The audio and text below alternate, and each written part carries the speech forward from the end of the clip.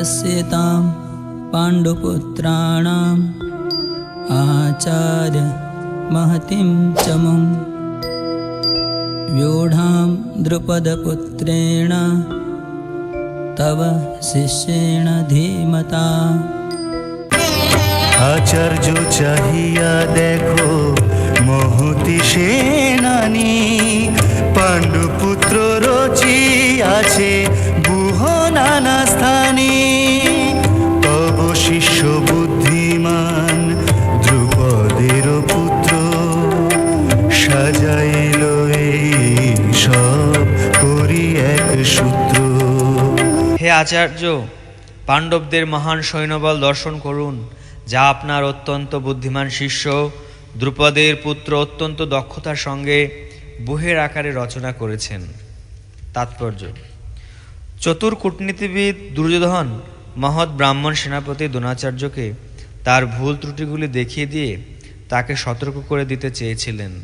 পঞ্চ পাণ্ডবদের পত্নী দ্রৌপদীর পিতা দ্রুপদরাজের সঙ্গে দ্রোণাচার্যের কিছু রাজনৈতিক মনোমালিন্য ছিল।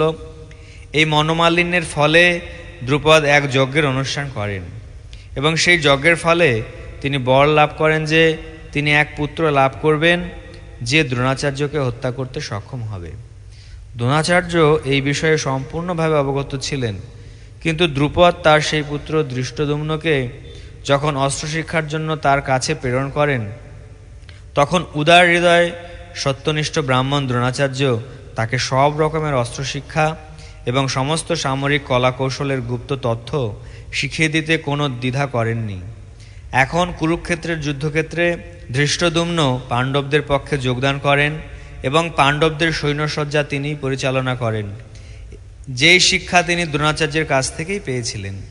দ্রোণাচার্যের এই ত্রুটি দুর্যোধন তাকে স্মরণ করিয়ে দিলেন, যাতে তিনি পূর্ণ সতর্কতা ও অনমনীয় দৃঢ়তার সঙ্গে যুদ্ধ করেন।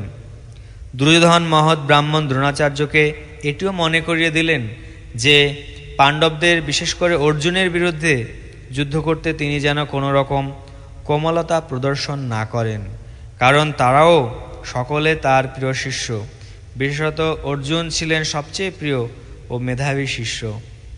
দুর্যোধন সতর্ক করে দিতে চেয়েছিলেন যে এই ধরনের কোমলতা প্রকাশ পেলে যুদ্ধে অবধারিতভাবে পরাজয় হবে।